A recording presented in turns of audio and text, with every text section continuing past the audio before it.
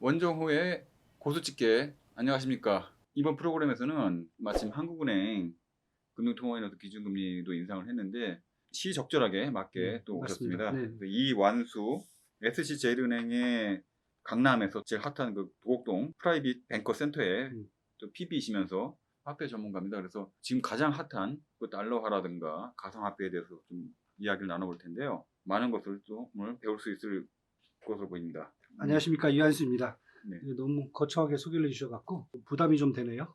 네, 진짜. 하여튼 짧은 시간이겠지만은 재밌는 내용을 한번 구성을 해보겠습니다. 예. 아무래도 이제 오늘 금리 인상이 가장 이슈다 보니까 여기에 대해서 관심이 많을 것 같은데 어떻게 보십니까? 오늘 0.5%에서 0.75% 올랐죠? 그렇죠. 네.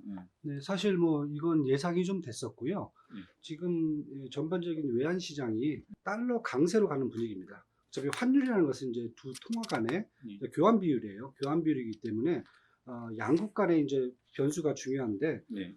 최근 들어서는 한국에 있는 어떤 변수보다는 네. 달러가 강세로 가는 변수가 사실 좀 가장 크거든요. 작년부터 팬데믹 때문에 사실 미국이 엄청난 양적 완화를 했어요. 3조 달러를 풀었거든요. 이런 본원 통화가 3조 달러 정도가 풀어지면서 올해 1월 달 초에는 거의 환율이 저희가 봤을 때는 1,080원까지 빠졌고요. 그러니까 우리가 또 이제 글로벌 지표로 많이 보는 이제 달러 인덱스라는 게 있어요. DXY 지수라는 게 있는데 이게 거의 89까지 빠졌어요. 이러다 보니까 달러가 사실 저평가되어 있다는 측면이 되게 강했고요. 그런데 이런 시장이 계속 지속되다가 한 6월 달부터는 이미 5월 달 미국의 CPI라든지 소비자 물가 지수가 전년 동기 대비해서 한 0.8%가 좀 급등을 했어요. 네. 그리고 시장에서도 이제 미국이 테이퍼링을 할 수 있다.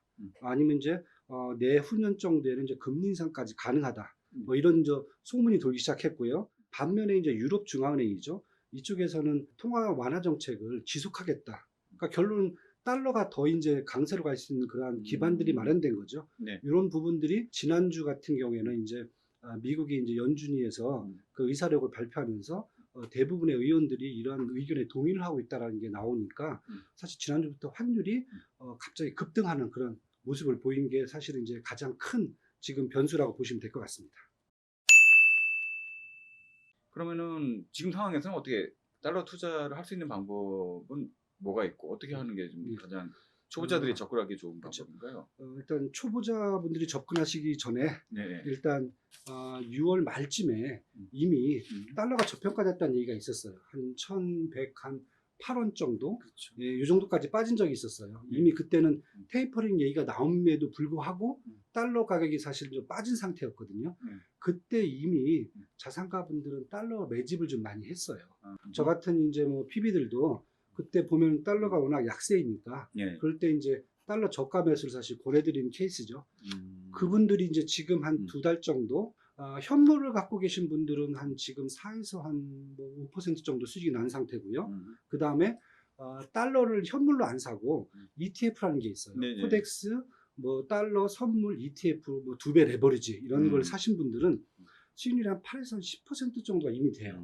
그래서 지금 어떻게 되냐 이런 것보다는 사실 가장 중요한 것은 저가 매수가 가장 중요한 거고요. 그런 포인트를 잡아야 되는 게 중요한 거고 사실 전에는 뭐 환 시장에서 뭐 수익을 낸다는 건 사실 기관 투자가들의 사실 전유물이었거든요. 근데 최근 들어서는 뭐 인터넷이라든지 아니면 우리가 스마트폰으로 쉽게 달러도 사고 팔 수 있고요. 그다음에 이제 선물 시장 접근도 가능하고요. 그다음에 ETF 시장 이런 것들이 다 쉽게 접근 가능하기 때문에 개인들이 사실 투자 방법이 되게 다양해졌어요.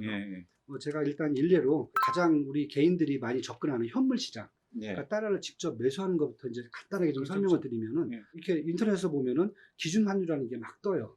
사람들이 이 환율을 갖고 자기가 거래를 할 수 있다고 생각을 해요. 근데 그것은 이제 은행 간 고시 환율이고요. 보통 이제 외국한 은행이죠. 은행에 오시면은 저 외환 시장은 다 딜러 시장이기 때문에 개인들한테 매수 매도 환율을 따로 제공을 해줘요. 그러니까 비도프 환율이라고 그러죠. 근데 보통 기준 환율에서 양쪽을 1% 정도 수수료가 붙습니다. 예를 들면 기준 환율이 1,000원이다 그러면은 내가 매수하려면 1,010원 정도의 환율이 나오는 거고요. 매도를 하겠다 그러면 990원이 나와요. 그럼 이러면 너무 비싸잖아요. 이거 누가 사겠습니까? 그런데 보통 외국한 은행에 가시면은 내가 그 은행의 고객이다 그러면은 고객 등급별로 그 수수료를 할인을 해줘요. 가장 우량 등급 고객은 90% 할인이 됩니다. 1,000원 했다면은 1%를 할인을 90% 해준다 그러면은 1,001원에 살 수 있고 999원에 할 수가 있어요. 예, 예. 이 정도 가격대면 사실 사는데 문제가 없거든요. 음, 그래서 이 환율을 가장 우선적으로 봐야 돼요. 음. 그래서 어떤 분들은 야 이거 너무 비싸서 못 사겠다. 음. 그게 아니라 자기가 음. 가장 거래를 많이 하는 주거래은행에 가셔갖고 음. 환율 내고를 받으시면 됩니다. 개인들이 이제 이건 또 모르시는 경우가 있어요. 네. 내가 그냥 달러만 사놓고 통장에 넣어놓으면 된다. 그럼 이자가 붙겠지. 달러니까요. 그렇죠. 근데 사실 지금 이자가 없어요. 달러는.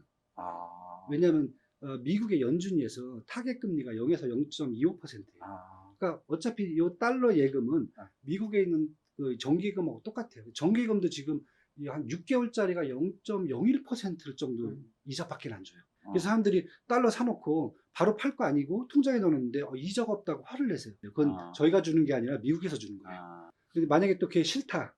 요즘 같은 경우 어떤 걸 많이 쓰시냐면은 이제 미국의 국채라든지 네. 아니면 미국 정부가 보증한 모기지 채권들이 있어요. 네. 페니메라든지 지님에서는 채권들이 있어요. 네. 이런 것을 사시면은 인플레이션 정도 수익이 나와요. 그러니까 예를 들면은 지금 미국 국채를 이제 증권사나 은행에 가서 이제 매수를 하시게 되면은 YT 매주 만기 수익률이 한 연 0.9% 정도 나와요. 그다음에 이제 모기지 채권 같은 경우에는 한 2.5% 정도. 그러니까 요걸로 이제 이자를 떼우시는 분들이 있어요. 그리고 조금 더 이제 수익을 좀 더 보시겠다. 달러 ELS라는 게 있어요. 달러가 갖고 이제 ELS를 가입하시는데 글로벌 지수를 갖다 하면 지금은 한 5% 정도? 이 정도 쿠폰이 나와요. 연율로. 그걸 넣었다 뺐다 하시는 분들도 있어요. 이렇게 했을 경우에는 환차익뿐만 아니라 이제 나중에 이제 이자 차익도 좀 노릴 수 있는 그런 것들이 되기 때문에 그것도 한번 이제 감안하시고 개인들도 사실 이제 한국 거래소죠. 이제 KRX에서 네, 맞습니다. 선물 시장 안에 미국 달러 선물이 있어요. 뭐 예를 든다면 이제 뭐 상품 중에서 이제 이렇게 이름들이 좀 몇 개가 있거든요. 뭐 미국 달러 F202109라고 이렇게 이름이 써져 있는 그런 상품이 있어요. 네. 쉽게 해서 이제 2020년 9월 만기인 달러 선물 계약 상품 이름이에요. 매달 만기가 돌아오죠. 네. 세 번째 그 월요일 날. 그리고 계약 단위는 보통 $10,000 단위예요. 이렇게 이제 선물한 계약을 했을 때 이제 두 가지 이점이 있어요.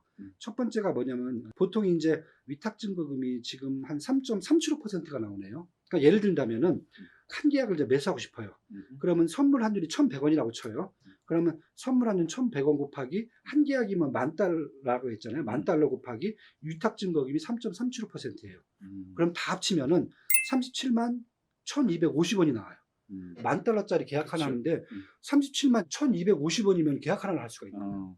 그럼 여기서 수익이 조금만 나도 레버리지가 확 커지는 거죠. 빠지면 이제 그만큼 일을 청산을 해야 되기 때문에 내가 추가 증거금을 납부해야 되는 일이 발생을 해요. 그러니까 잘 관리를 해야 되죠. 그러니까 한국 분들은 이제 우리 화끈한 거 좋아하시잖아요. 매달 그리고 빨리 만기가 돌아야 되잖아요. 그래서 이걸 쓰시는 분들이 있어요. 그래서 레버리지를 써서 변동성을 크게 하고 싶다. 선물은 매수하고 매도가 다 가능해요. 그러니까 매도가 가능하다는 건 뭐냐면 환율이 빠질 것에다가 투자를 할 수가 있다는 거죠. 그냥 내가 달러만 사면은 갖고 있다가 팔기만 할 수가 있잖아요. 근데 반대로 환율이 떨어질 것 같다. 그러면 선물한 계약을 매도를 치면은 떨어지는 만큼 수익이 생겨버리는 거예요. 사실 이제 어떻게 보면 전문가 영역이 전문가죠. 그리고 변동성이 너무 크다 보니까 사람들이 식겁해요. 그래서 이제 개인들한테 사실 유리한 것은 ETF예요, 사실은요. 그래서 많이 보편화됐죠. 그렇죠, 많이 보편화됐죠. 그냥 한국 거래소 KRX에 그냥 HTS로 접속하셔갖고 이제 실시간 거래하시면 돼요. 뭐 어려울 것도 없고요. 가장 많이 하는 게 이제 코덱스 미국 달러 선물 ETF하고 코덱스 미국 달러 선물 인버스 ETF가 있어요. 이것은 이제 $1 현물 가격을 따라가는 게 아니라 아까 얘기한 그 선물 가격, 그것을 그대로 복제하는 거고요. 인버스는 반대로 가는 거고, 그렇죠. 레버리지는 올라가는, 그렇죠, 맞습니다. 그 2배 수익이고, 맞습니다. 그래서 인버스 고퍼스라고 하죠. 그 인버스도 이제 반대로 2배를 낼 수 있고 정방향으로도 2배를 낼 수가 있고 20배가 아니라 이것은 딱 2배 정도이기 때문에 사실 어떻게 보면 개인들이 되게 유연하게 투자를 할 수가 있어요. 환율이 올라갈지 내려갈지 자기가 전망해갖고 정방이나 역방이나 하냐, 레버리지를 쓸까 말까, 요거까지 이제 다 감안해서 저희가 투자를 할 수가 있는 거죠. 현물은 이제 사실 세금 부분에서는 비과세예요. 그러니까 유로가 됐든 뭘 됐든 현물로 달러를 사면은 다 비과세예요. 그런데 선물 계약에 투자한다든지 ETF에 투자하는 것은 사실 원화로 투자를 하잖아요. 달러를 뭐 사기 이런 게 아니잖아요. 그런데 이제 그 달러의 가격을 추종하는 거다 보니까 사실은 금융상품으로 분류가 돼요. 얘들은 과세가 다 됩니다. 볼 수가 그래서 있어요. 가끔씩 이제 오해를 하세요. 선물 계약하시고 아니면 달러 ETF를 사신 다음에 거기서 나온 수익에 대해서 왜 비과세가 아니야? 그러니까 달러 정기예금을 들으셨어요. 근데 한 2% 수익이 났어요. 그러면은 2%에 대해서도 비과세를 생각하시는데 그건 다 과세예요. 달러를 다시 원화로 바꾼다든가 이럴 때 나오는 한 차익만 비과세라는 거죠. 가장 지금 이제 많이 물어보시는 게 예. 연말까지 환율 전망 좀 해달라. 도대체 어떻게 환율이 지금 오를 것 같냐. 더 말씀을 드린다면은 연말까지 봤을 때 어차피 미국하고 한국 상황 양쪽을 다 봐야 되거든요. 근데 한국의 상황은 딱히 그렇게 뭐 크게 변동될 게 눈에는 사실 안 보여요. 근데 상대적으로 한국 쪽 변수보다는 지금 이제 미국 쪽 변수가 사실은 더 커요, 지금요. 지금 이제 환율을 앞으로 어떻게 보실 거냐라고 물어봤을 때 가장 큰 게 이제 미국의 본원 통화 얼만큼 증가될 거고 이번에 테이퍼링을 하면 얼만큼 줄어들 건가. 요게 이제 가장 저희가 관심사고요. 두 번째 양국 간의 이제 금리 차. 왜냐하면 지금 한국은 올리고 있지만은 미국은 이제 테이퍼링 먼저 해도 사실 나중에 금리를 올릴 거라는 그런 전망이 같이 포함되어 있거든요. 그래서 이런 부분들을 본다 그러면은 뭐 코로나 상황도 좀 안정화될 것 같고요. 그다음에 또 이제 달러 인덱스라는 게 이제 원화에 대비한 그런 인덱스가 아니라 유로에 대한 인덱스, 글로벌 통화 측면에서 이제 인덱스인데 한 50%가 달러 인덱스에 이제 유로가 이제 포함이 돼 있어요.